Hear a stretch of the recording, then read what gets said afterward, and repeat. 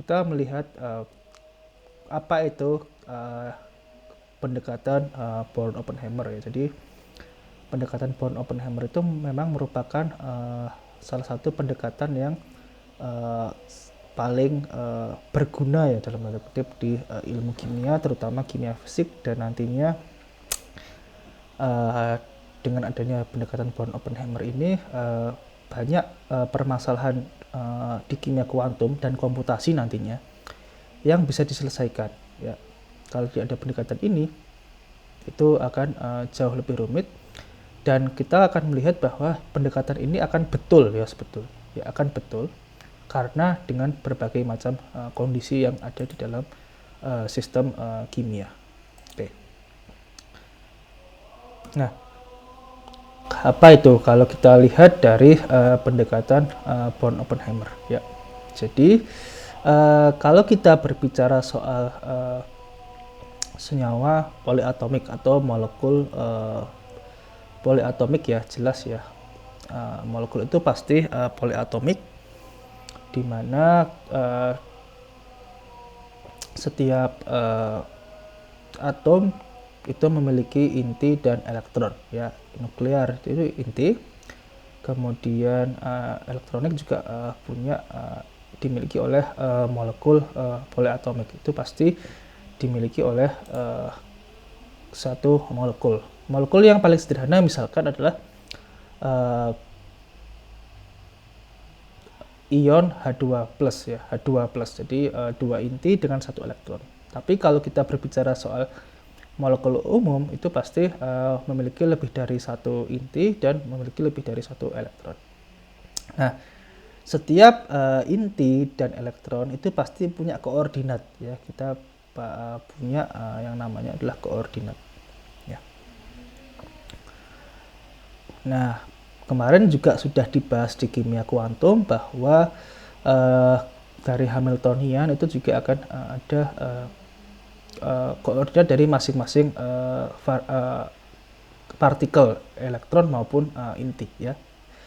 Nah, kemudian ya itu sebetulnya ini adalah inti dari persamaan pendekatan Born-Oppenheimer, di mana persamaan Schrödinger untuk bagian elektroniknya itu diselesaikan terlebih dahulu dengan membuat si inti itu dianggap di posisinya diam ya. Dianggap posisinya itu diam. Kenapa dianggap posisinya diam, itu nanti kita akan bahas juga. Jadi ini sebenarnya pendekatan Born-Oppenheimer itu yang poin kedua ini sudah selesai sebetulnya. Menyelesaikan persamaan Schrödinger hanya bagian elektroniknya dengan menganggap bahwa intinya adalah diam. Itu adalah pendekatan Born-Oppenheimer. Tapi ini yang banyak ditulis di buku-buku hanya sampai sini. Tapi kita akan melihat kok bisa sebetulnya, kenapa hal ini tuh bisa. Nah, kemudian kalau misalkan perlu ya kita melakukan penyelesaian persamaan Schrödinger untuk bagian intinya ya, seperti itu ya. Itu kalau perlu, tapi mungkin nanti juga akan dilihat bahwa sebagian besar di komputasi, kimia komputasi itu hanya memerlukan poin kedua ini, menyelesaikan bersama Schrödinger untuk bagian elektroniknya saja, tanpa perlu secara detail menyelesaikan bersama Schrödinger untuk bagian intinya. Nah, akibat dari dua langkah penyelesaian ini, maka nanti akibat dari penyelesaian ini, Born-Oppenheimer akan mengenalkan ya beberapa konsep kimia yang penting, yaitu adalah potential energy surface atau permukaan energi potensial yang ini,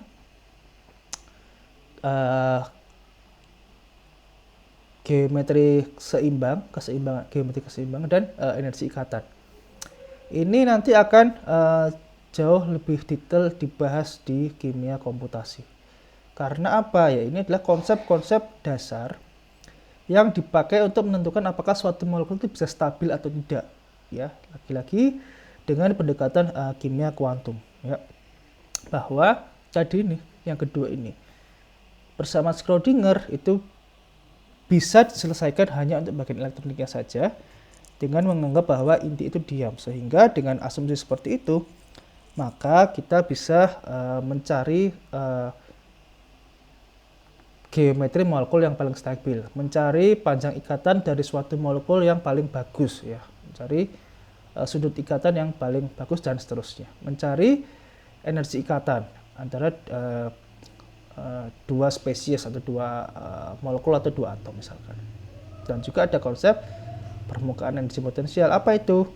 Dibahas juga nanti, tapi saya rasa mungkin sekarang sedikit bahwa ini adalah yang dimaksud adalah untuk mencari energi sebagai fungsi dari koordinat dari masing-masing inti. Ya, jadi kalau di komputasi itu yang kita berikan adalah koordinat dari intinya, inti atomnya dari suatu molekul. Itu mungkin akan lebih detail lagi dibahas di kimia komputasi nantinya. Oke, nah ini mungkin sekedar refreshing lagi dari kimia kuantum sebelumnya, ya. Jadi kalau kita lihat di sini itu ada 5 suku di operator Hamiltonian. Jadi H topi ini operator Hamiltonian, ya, jangan lupa. Yang pertama di sini kita lihat bahwa ada parameter di sini MEI ini, ya. Ya. Ini massa elektron, Me di sini adalah massa elektron. I berarti adalah massa elektron ke I, ya. Massa elektron yang ke I. Kemudian yang ini adalah operator turunan kedua kuadrat, ya. Operator nabla, ya. Del square, del kuadrat, ya. Untuk koordinat dari posisi dari elektron. Kemudian yang kedua adalah energi kinetik. Nah, kita lihat energi kinetik untuk inti. Karena apa? Karena kita pakai massa di sini adalah massa inti. Ya, massa inti bukan hanya proton saja sekarang. Kalau untuk atom yang lainnya itu bisa proton dan neutron, ya. Kemudian kalau kita lihat di sini adalah del, ini adalah operator posisi untuk inti, ya, posisi dari untuk koordinat dari inti, ya, yang del square ini. Nah, kemudian yang ketiga ini adalah kalau lebih dari satu elektron otomatis, ya, molekul itu kan lebih dari satu elektron. Berarti kita lihat bahwa ini adalah interaksi tolak menolak dari elektron, ya. Interaksi tolak menolak dari elektron. Seperti ini. Dan ini adalah Rij ini adalah koordinat dari selisih adalah koordinat dari dua elektron. Ya, ini adalah huruf kecil, ya, ini huruf kecil, ya. Kemudian yang keempat ini adalah potensial Coulomb juga, ya, dari inti dengan inti, ya, tolakan antara inti dengan inti. Kalau di atom yang keempat ini jelas tidak ada, ya, yang keempat ini jelas tidak ada untuk atom karena atom hanya punya satu inti saja. Yang terakhir adalah interaksi antara elektron dengan inti. Nah, saudara lihat di sini R-nya ini dia punya notasi berbeda. Yang I ini adalah untuk notasi posisi elektron, yang kecil itu posisi elektron, yang kapital itu adalah posisi dari inti, ya. Nah, kalau di yang suku kelima ini gimana? Ya, suku kelima ini adalah R di sini kan adalah jarak dari elektron ke inti, kan. Jadi ada notasi I besar dengan I kecil di sini. Jadi ini adalah notasi dari inti, jarak antara inti dengan elektron. Karena apa? Ini adalah interaksi Coulomb tarik menarik antara inti dengan elektron, ya, seperti itu. Ya, ini tolong diingat lagi dan di refresh lagi ingatannya dari semester kemarin. Nah, permasalahannya adalah tidak ada cara untuk menyelesaikan persamaan Schrödinger secara eksak.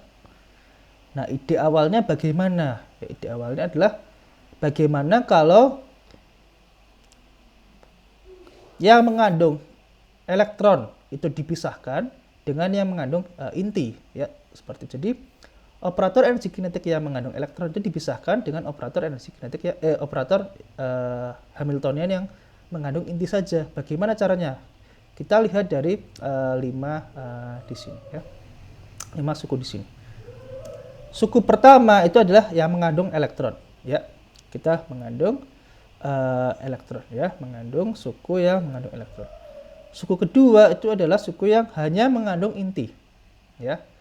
Suku ketiga itu adalah suku yang mengandung elektron saja. Nah, suku keempat adalah suku yang mengandung inti saja, ya.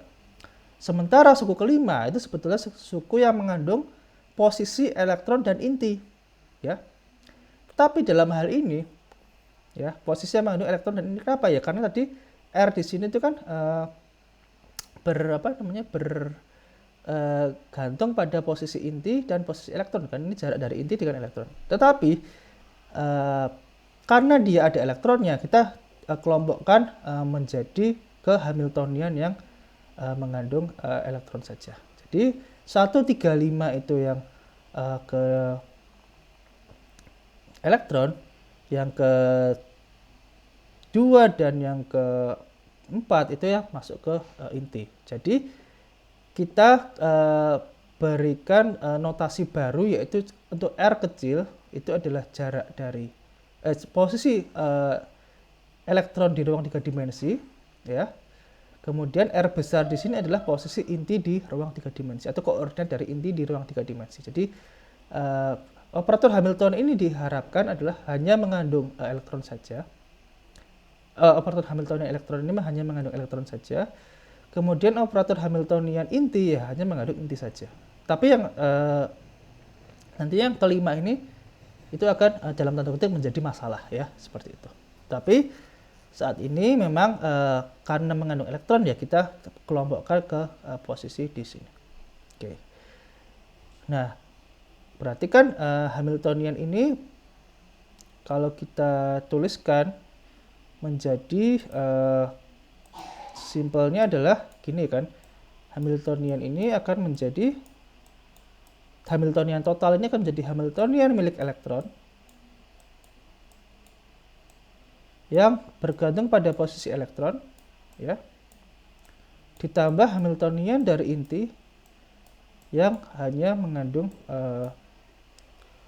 posisi dari inti, ya, seperti itu.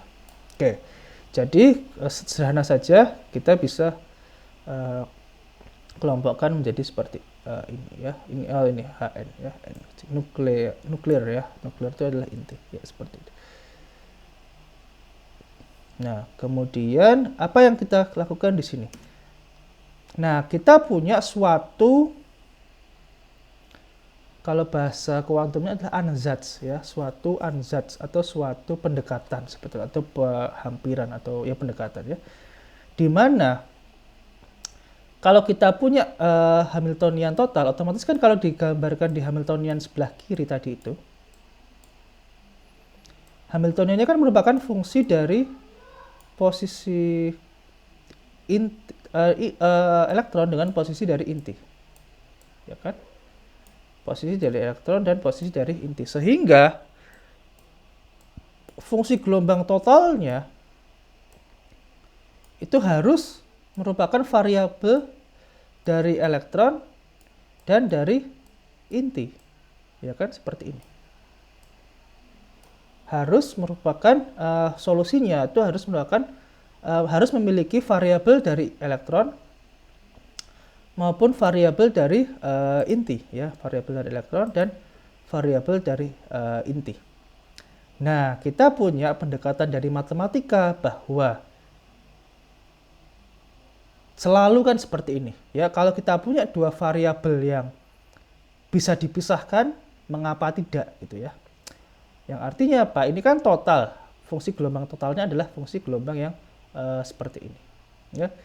Itu merupakan perkalian dari fungsi gelombang dari elektron yang hanya bergantung pada inti, posisi dari elektron dan posisi dari inti. Jadi dikalikan saja. Ini dua ini dikalikan. Bisa nggak? Bisa. Ini saudara sudah dapatkan kemarin sebetulnya waktu misalkan menyelesaikan persamaan partikel dalam kotak 2 dimensi atau 3 dimensi. Di mana fungsi gelombang itu perkalian dari fungsi gelombang yang X, Y, dan Z. Seperti itu kan, ya. Atau kalau kemarin di untuk yang atom hidrogen, di mana fungsi gelombang itu adalah fungsi gelombang radial dikalikan angular, ya kan? Angularnya aja juga dikalikan kan, dari azimut dikalikan magnetik gitu kan, seperti itu kira-kira. Ya, ini juga sama, bahwa kita punya posisi inti dengan posisi elektron ini bisa dipisahkan, maka fungsi gelombang itu kita coba lakukan pemisahan di sini, ya. Kita lakukan pemisahan di sini, seperti itu. Nah, apa yang terjadi? Substitusikan biasa, matematika biasa. Yang di tayangan sebelumnya itu, kita punya Hamiltonian itu merupakan jumlah dari inti dan elektron, dan fungsi gelombangnya juga merupakan perkalian dari fungsi gelombang inti dan elektron, maka kita bisa kali silang kan ya, kali silang aja kan ya, seperti ini. Nah, itu akan menghasilkan psi kan, h psi, ini yang plus kiri itu kan h psi ya, h psi sama dengan psi yang di bawah ini ya, yang ini kan adalah psi-nya. Tetapi gimana yang terjadi kalau operator inti itu tidak akan bergantung pada fungsi gelombang dari inti ini, fungsi gelombang dari elektron, sehingga bisa langsung mengoperasikan fungsi gelombang untuk inti ini ya, yang psi n ini. Tetapi ternyata fungsi gelombang dari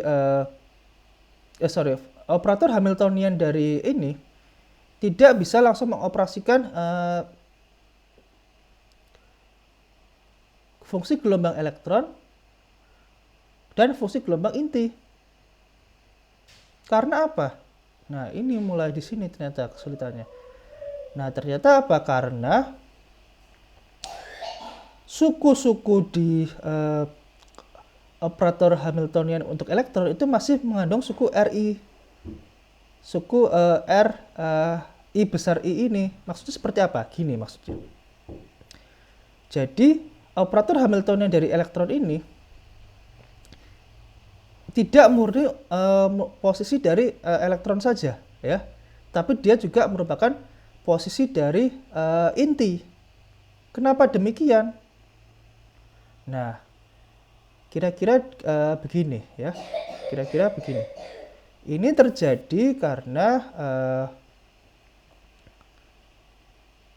ilustrasinya adalah seperti ini, ya. Nah, ilustrasinya terjadi karena seperti ini.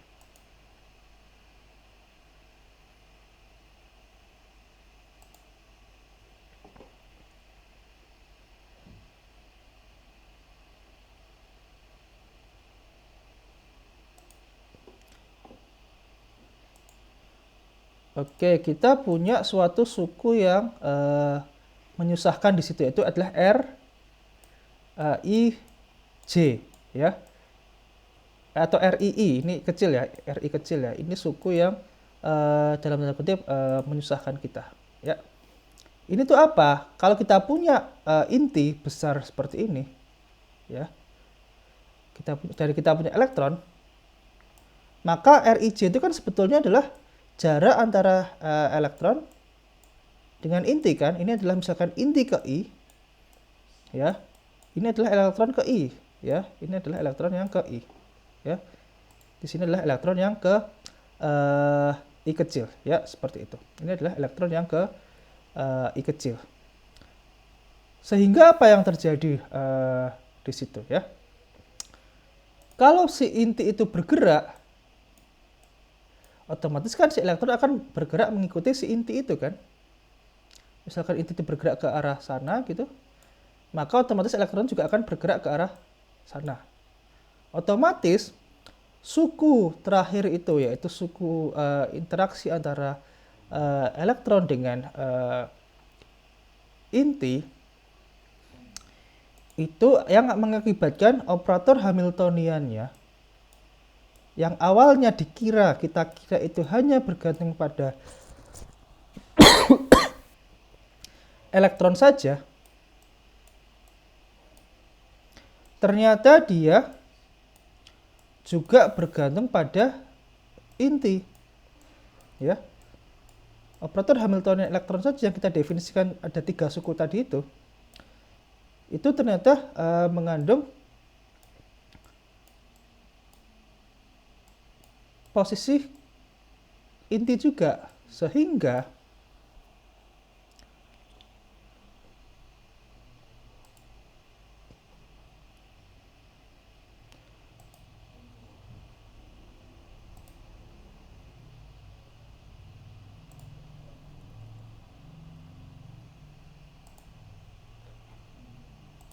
yang tadi kita lihat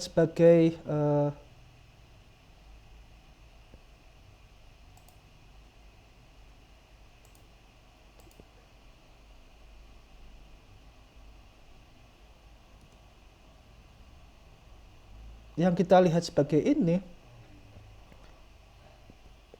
inti itu, operator Hamiltonian yang kita kira hanya sebagai posisi ini, maka dia ternyata sebetulnya bergantung pada posisi intinya, ya. Seperti jadi tadi di tayangan sebelumnya kita sebetulnya tidak bisa langsung mengoperasikan operator ini ke satu fungsi gelombang saja, karena operator ini juga masih mengandung variabel dari inti. Nah, di sini itu mulai menggunakan yang namanya tadi pendekatan Born-Oppenheimer itu, ya. Jadi ini inti dari pendekatan dari Born-Oppenheimer, di mana diasumsikan bahwa R ini atau jarak dari inti itu dianggap diam di situ, ya. Sehingga operator Hamiltonian ini hanya bisa langsung mengoperasikan si fungsi gelombang elektron saja, seperti ini. Menjadi bentuk yang seperti ini, menjadi bentuk yang seperti ini. Disama dengankan dengan si fungsi gelombangnya ternyata mengandung R dan R juga, R besar dan R kecil, dan fungsi gelombang inti yang pastinya hanya mengandung variabel R saja. Nah, di sini kita bisa katakan bahwa operator Hamiltonian ini yang akan bisa langsung mengoperasikan fungsi gelombangnya di sini. Sehingga asumsinya mulai dari sini, yaitu jika inti itu dianggap diam. Karena apa? Ya karena kalau dia bergerak itu nanti tidak akan bisa menyelesaikan persamaan ini. Nah, kalau tidak bergerak gimana? Kalau tidak diam bagaimana? Itu ada juga nantinya. Itu yang namanya vibrational dan electronic coupling. Itu nanti tidak akan dibahas di S1 saya rasa. Ya, jadi ada juga saat di mana pendekatan Born-Oppenheimer itu tidak berlaku. Tapi untuk atom tanpa gangguan, untuk molekul tanpa gangguan, tanpa ada interaksi elektromagnetik, tanpa ada interaksi dengan magnetik, medan magnet atau listrik, itu inti itu masih bisa dianggap diam saja, seperti itu. Ya, masih bisa dianggap diam seperti itu, ya, masih bisa dianggap diam. Sehingga operator ini bisa langsung mengoperasikan operator ini, ya, seperti itu kira-kira. Oke, secara matematik maka ini juga mirip dengan yang cara di partikel dalam kotak, ya, saya rasa seperti ini. Kita lihat apa yang terjadi kalau misalkan kedua ruas itu kita bagi dengan psi dan psi-nya, ya, itu akan menjadi 1/psi elektron ini dikalikan He dan psi E ini ditambah 1/psi ini sama dengan E, ya. Ini adalah energi total dari sistem tersebut yang melibatkan inti atom dan elektron. Nah, suku pertama ini, ya, itu kan kita bisa sama dengan kan menjadi suatu konstanta kan, seperti ini. Ini kan sama dengan energi dari elektronik ya, dan ini adalah energi dari inti. Jadi energi total itu adalah energi dari elektronik dan energi dari inti ya, energi dari elektronik dengan energi dari inti adalah energi total dari sistem ini. Nah, ternyata karena posisi dari inti itu dianggap diam untuk perhitungan energi elektronik ya, maka kita akan mendapatkan energi elektronik sebagai fungsi dari posisi intinya gitu ya. Ini saya ulangi, karena energi dari elektronik itu menganggap bahwa inti diam, maka energi dari elektronik itu akan spesifik untuk posisi dari inti atom tertentu. Misalkan seperti ini sederhananya. Energi dari elektronik jika inti atomnya misalkan dua atom ini misalkan 1 angstrom misalkan, itu akan berbeda dengan energi dari sistem dengan misalkan 1,5 angstrom gitu ya, 1 angstrom ataupun 1,5 angstrom. Jadi ini kita punya energi misalkan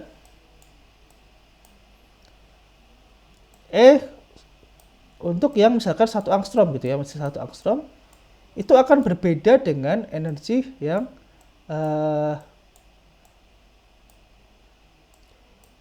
ini ya, energi elektronik yang 1,5 angstrom misalkan. Jadi ini akan berbeda. Karena apa? Energi elektronik itu akan menganggap inti diam, sehingga energi elektronik di 1 angstrom itu akan berbeda dengan energi elektronik yang di 5 angstrom. Itu adalah pendekatan dari Born-Oppenheimer ini. Sehingga kalau kita pisahkan, itu akan mendapatkan 2 persamaan di bawah ini ya. Ini adalah energi dari inti. Ini adalah energi dari elektron.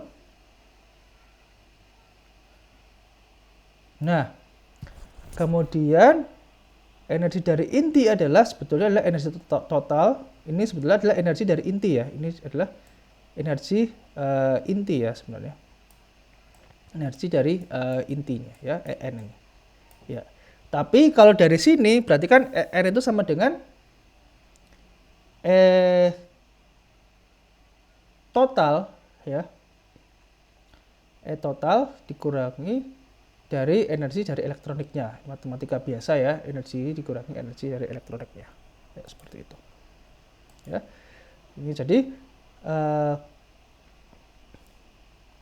kita bisa dapatkan 2 solusi yang berbeda untuk fungsi gelombang elektronik dan fungsi gelombang dari intinya ya, fungsi gelombang dari intinya seperti itu. Nah, akhirnya akan mendapatkan persamaan seperti ini. Nah, itu yang kita sebut sebagai pendekatan Born-Oppenheimer itu, di mana permasalahan awalnya adalah kita punya dua jenis koordinat, yaitu koordinat inti dan elektron. Tetapi kita bisa pisahkan variabelnya menjadi posisi dari elektron saja dan posisi dari inti saja. Ya, posisi dari elektron saja dan posisi dari inti saja. Sehingga untuk mendapatkan fungsi gelombang total, itu yang pertama kita harus lakukan adalah menyelesaikan persamaan Schrödinger untuk elektronnya saja dengan menganggap bahwa inti itu diam, ya, dengan menganggap bahwa inti itu diam. Jadi suku ini itu akan hanya memerlukan variabel dari elektron saja, ya, variabel dari elektron saja. Diselesaikan nanti ya dengan komputer, misalkan contohnya dengan komputer. Akhirnya akan mendapatkan energi sebagai fungsi dari posisi kan, energi elektronik sebagai fungsi dari posisinya. Energi elektronik sebagai fungsi dari posisinya. Nah, begitu kita dapatkan ini, itu kita bisa masukkan energi ini yang didapatkan dari elektronik ke dalam persamaan Schrödinger untuk intinya, ya. Ke dalam persamaan Schrödinger untuk intinya. Untuk mendapatkan fungsi gelombang inti dan energi totalnya, seperti itu, ya. Nah, kita punya definisi bahwa energi elektronik pada posisi R ini, ya, pada geometri molekul tertentu ditambah dengan gaya Coulombnya, ya, potensial Coulombnya itu kita sebut sebagai permukaan energi potensialnya, ya. Kita sebut sebagai permukaan energi potensial. Nah, ini yang nantinya akan dipakai di komputer, di komputasi misalkan, dipakai di komputasi untuk mencari geometri yang paling stabil, misalkan dengan cara apa? Dengan cara mencari jarak inti, ya, yang akan membuat energi itu paling minimum, paling kecil, ya, yang akan membuat energi itu paling minimum, ya, membuat energi itu paling minimum, ya, karena nanti otomatis karena elektron itu bergantung pada posisi inti, maka potensialnya pun akan bergantung pada posisi inti, kan, sehingga kalau ini digabung itu akan menjadi yang namanya adalah potensial energi permukaan atau potensial energi surface. Nah, kadang-kadang kalau saudara belajar lebih lanjut, itu kita memang perlu mencari fungsi gelombang untuk intinya, ya. Tetapi tidak semua tidak semua aplikasi, tidak semua tidak semua problem di kimia, masalah di kimia itu memerlukan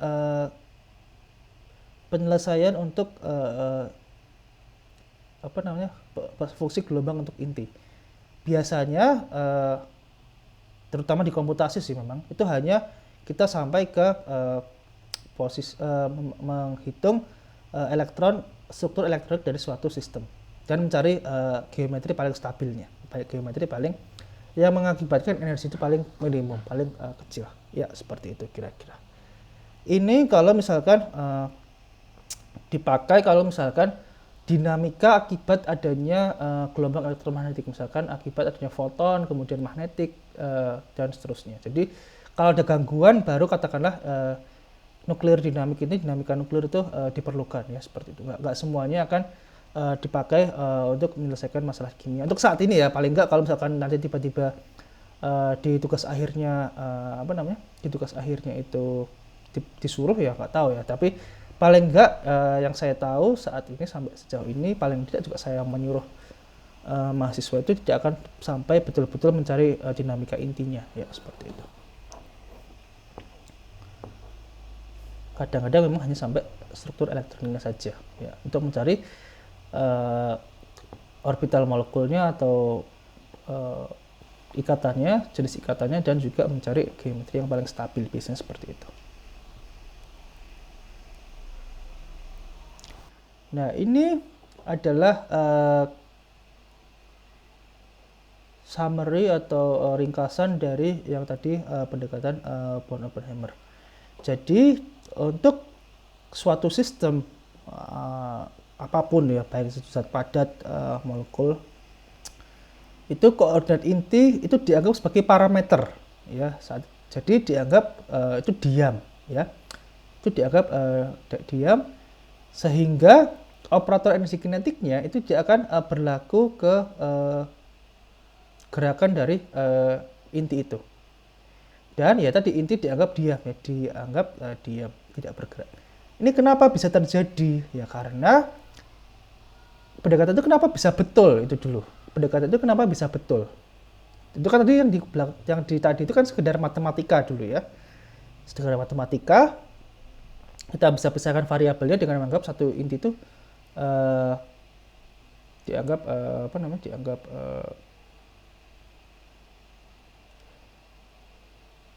diam gitu ya. Kenapa? Karena massa dari inti itu ini secara realnya, secara fisiknya ya, itu jauh lebih besar dibandingkan dengan massa elektron ya, sebesar 1800 kali dibandingkan dengan massa elektron. Sehingga ya tadi bahwa inti elektron itu bisa dianggap mengorbit dari inti, dan intinya itu karena dia itu berat dan ya tidak bergerak ya, itu dianggap diam gitu. Itu analoginya mirip sekali dengan tata surya kita. Ada yang bilang kan bahwa tata surya itu kan mengembang ya, artinya katakanlah matahari pun sebetulnya itu kan bergerak gitu kan, entah berapa meter per tahun atau per juta tahun, itu kan saya nggak tahu ya, tapi kan pada dasarnya itu bergerak gitu kan, artinya matahari itu kan sebetulnya bergerak ya. Kemudian bumi itu kan mengitari matahari, bumi dan planet lain kan mengitari matahari ya, artinya ya sama, bahwa kalau mataharinya bergerak sejauh katakanlah ya mungkin 100 miliar tahun lagi ya, mungkin saya nggak tahu ya, 1 meter misalkan, bumi itu kan juga sebetulnya bergerak selama 1 meter juga kan, selama 1 juta tahun itu kan. Tetapi bumi kan sudah berrotasi berkali-kali kan, berevolusi berkali-kali kan dalam waktu 1 juta tahun itu ya kan, kira-kira seperti itu ya, analoginya kira-kira seperti itu. Karena dianggap diam bahwa pergerakan kecil dari inti itu akan mengakibatkan elektron itu sudah jauh bergerak lebih cepat dibandingkan dengan si intinya. Sehingga kita bisa anggap saja bahwa secara matematik itu betul, secara fisik itu pun betul ya, secara fisik itu pun betul. Nah, nanti ada suatu kondisi di mana pendekatan Born-Oppenheimer itu gagal ya, di mana kita perlu memasukkan suku vibrasinya atau suku gerakan dari intinya itu ke dalam persamaan Schrödingernya seperti itu. Nanti akan ada saatnya juga jika pendekatan ini akan gagal ya. Tapi saat ini ya saya bilang bahwa semua perhitungan komputasi di komputer itu tetap menggunakan pendekatan Born-Oppenheimer. Itu selalu menggunakan pendekatan Born-Oppenheimer, di mana inti itu dianggap diam ya, seperti itu. Nah, kalau untuk ini yang kondisi yang kedua ini itu kondisi kedua itu, jadi kalau misalkan tadi kita memvariasikan posisi dari inti dan menghitung energinya, yaitu itu adalah namanya potential energy surface, potential energi permukaan, ya seperti itu. Ya. Nah, potential energy surface itu apa? Yaitu potensial efektif yang dirasakan oleh si inti itu, potensial efektif yang dirasakan oleh si inti tersebut ya, inti-inti tersebut ya, intinya kan lebih banyak ya. Apa yang kita bisa dapatkan dari pendekatan Born-Oppenheimer ini ya, jadi kita sebetulnya nanti bisa mendapatkan struktur elektronik dan dinamika dari inti. Misalkan untuk vibrasi molekul dan rotasi.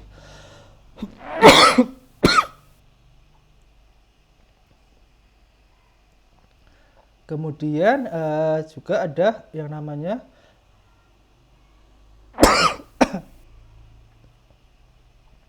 permukaan energi potensial dan kurva energi potensial. Apa bedanya? Nah, permukaan energi potensial itu biasanya kalau untuk parameter yang lebih dari satu. Misalkan parameternya adalah panjang ikatan dan sudut ikatan ya. Jadi nanti sebetulnya bisa juga membuat fungsi energi terhadap panjang ikatannya dan sudut ikatan pada waktu yang sama. Itu akan lebih detail lagi dibahas di komputasi. Nanti lagi-lagi saya akan selalu mempromosikan kimia komputasi dari pendekatan Born-Oppenheimer ini. Atau kurva energi potensial ya. Potential energy curve. Apa itu? Itu adalah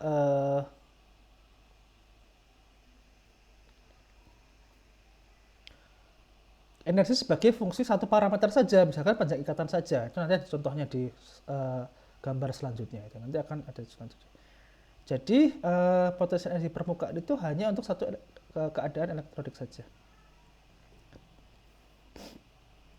Nah ini lagi-lagi adalah konsep yang bisa diturunkan dari Born-Oppenheimer. Struktur keseimbangan itu maksudnya struktur paling stabil ya, Ini saya nggak tahu kalau di bahasa Indonesia kan apa ya. Equilibrium struktur itu struktur stabil, struktur keseimbangan gitu ya.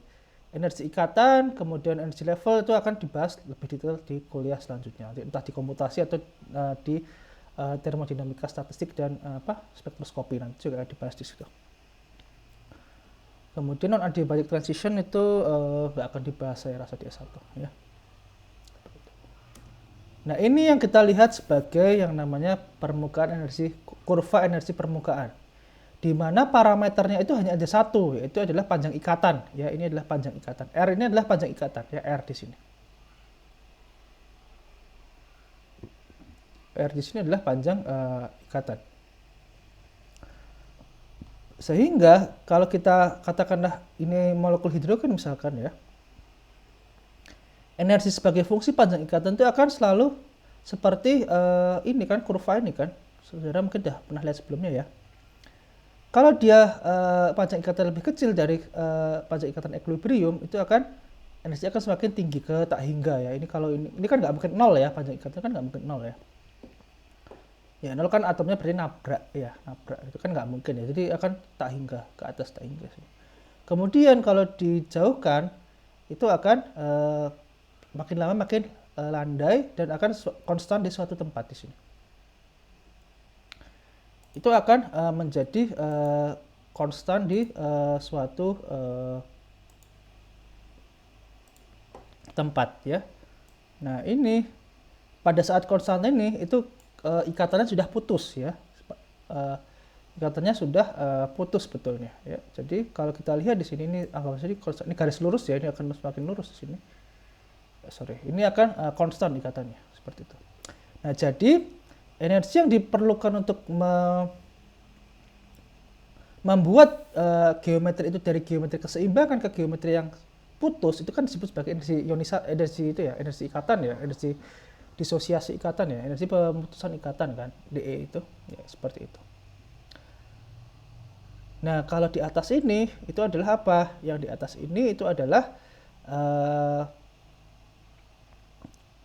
yang di atas ini itu adalah keadaan tereksitasi. Jadi yang di bawah ini adalah keadaan dasar atau ground state ya, bahasa Inggrisnya ground state. Yang di atas ini adalah keadaan tereksitasi. Ya, energi keadaan tereksitasi itu akan lebih tinggi dibandingkan dengan energi keadaan dasar. Keadaan tereksitasi itu terjadi misalkan kalau tadi kita punya molekul kita diberikan gelombang elektromagnetik atau diberikan gangguan dari luar ya, seperti magnetik, listrik dan seterusnya. Itu akan mengakibatkan susunan elektronnya akan berubah ya. Sehingga energi totalnya pun akan lebih tinggi dibandingkan dengan energi pada keadaan dasar. Ya. Seperti itu kira-kira.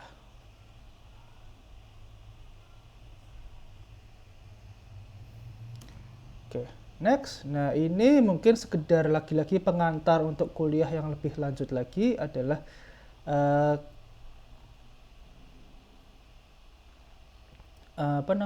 derajat kebebasan ya.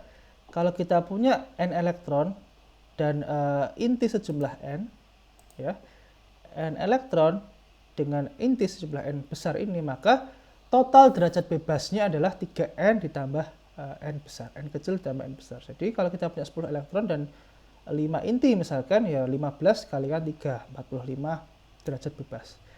Kalau energi elektron itu akan 3n saja ya. Akan ada 3n saja. Karena kenapa angka 3 itu muncul ya? Kenapa angka 3 itu muncul? Nah, angka 3 itu muncul dari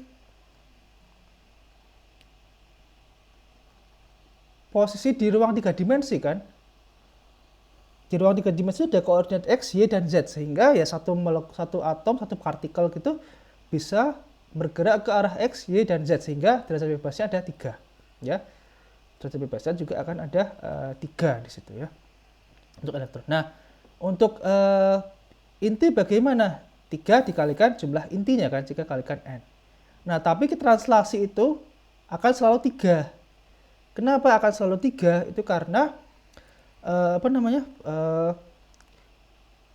tadi 3 kali gerakannya, sehingga 3. Hanya ada 3 kemungkinan bergerak di ruang 3 dimensi kan, X, Y, dan Z ya. Kemudian kalau rotasi itu tergantung dari jumlah atau tergantung dari geometri molekulnya, apakah dia linear atau non linear. Kalau linear tuh cuman ada 2, sementara kalau non linear ada 3. Nah, sementara vibrasi pun otomatis akan bergantung pada geometri molekulnya. Kalau dia itu non linear pasti 3-6. Kalau dia itu linear itu 3n-5. Kenapa? Karena jumlah dari 3 gerakan ini, 3 degree of freedom itu harus selalu 3 kali n ya. 3 ditambah 3 ditambah 3n-6 itu akan menjadi 3n ya. 3 ditambah 2 ditambah 3n-5 itu akan menjadi 3n juga. Sehingga untuk rotasi dan vibrasi itu akan bergantung pada bentuk molekulnya, apakah dia itu linear atau non linear ya, seperti itu kira-kira. Ini lagi-lagi ini hanya pengantar untuk nanti ke depan mempelajari hal yang lebih detail lagi. Oke, jadi ini mungkin semacam breakdown-nya, semacam pemecahannya dari Born-Oppenheimer sampai ke nantinya ada pendekatan rotor kaku. Itu dibahas di spektroskopi. Itu nanti akan dibahas di spektroskopi di situ. Oke, saya rasa ini adalah slide terakhirnya. Oke, ini adalah ringkasan dari tadi itu. Jadi Born-Oppenheimer itu bahasa susahnya adalah memisahkan variabel inti dan elektron ya. Mengapa bisa terjadi itu? Karena yang poin keempat ini, karena massa dari elektron itu lebih besar dibandingkan dengan massa dari inti itu lebih besar dibandingkan dengan massa dari elektron. Sehingga kita bisa melakukan perhitungan untuk struktur elektron terlebih dahulu, baru mendapatkan posisi dari fungsi gelombang dari inti dari solusi dari struktur elektronik yang di atas itu ya, seperti itu. Dan lagi-lagi ini merupakan salah satu bagian paling dasar ya untuk melakukan perhitungan kimia komputasi maupun kimia kuantum pada umumnya ya. Tapi kalau ini komputasi ini bisa dipakai karena ada pendekatan ini, maka yang di komputasi ini akan bisa diselesaikan untuk menghitung molekul-molekul yang cukup rumit, misalkan cukup kompleks ya, seperti itu.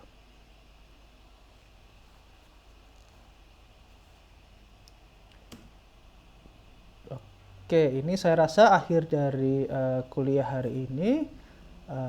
Saudara sudah tadi sudah melihat konsep dari Born-Oppenheimer, dan juga mungkin nanti melihat ada kaitannya dengan perhitungan kimia komputasi maupun perhitungan kimia kuantum pada umumnya, seperti itu.